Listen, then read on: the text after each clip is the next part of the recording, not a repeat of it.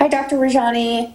I'm wondering about the crepey skin. You said in your video that fractionated RF would help with crepey skin. And so I'm wondering if you mean RF microneedling. And if so, what machine is your favorite machine? And also, how deep would you go in the neck skin on thin, crepey skin? I mean, it's not super terrible, but anyway, how deep would you go? Thank you. Okay, wonderful question. Crepey skin, always get asked. When I talk about fractionated RF, my go-to device is Viora's VFR. Okay, that's the latest generation of device because I can target deep and superficial. Older technologies I still like would be Syneron's E-Matrix, as an example. That would be another one. These do not have needles that go into the skin. We do not see fat loss.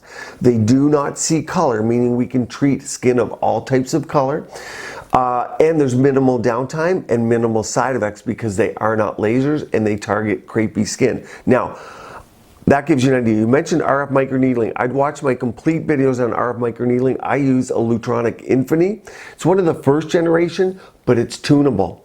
It isn't dumbed down for the masses to use. So I can really tune it. I can target fat. I can target superficial. So when you talk about depth, my depth as a male with a skin type 4 is going to be much different than, say, a skin type 1 or 2, a whiter skin, estrogen depleted female.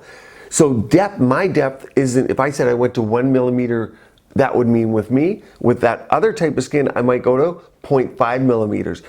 And the under eye depth is different than the neck is different from the cheeks. Our skin on the body is very different all over. And this is why you need to see a great provider. This is why if you're a DIYer, do-it-yourselfer, you're going to be experimenting on yourself for a while, which isn't necessarily good. I like DIY, but be careful. The reason is I treat hundreds, if not thousands, so I'm using that data in my brain to apply it to the next patient that walks into my clinic. I'm not experimenting with my patients. So someone has to treat 1,000 plus, 200 plus patients. Of course, 1,000 is great. My number for injectables, you got to treat 100 to 200 plus until you're reasonable. Your first 50 to 200 patients, you're learning. So experience does matter, and a lot of people these days don't work enough to get experience. They want to work half a day a week, 1 day a week, 2 days a week. Hard to get that experience.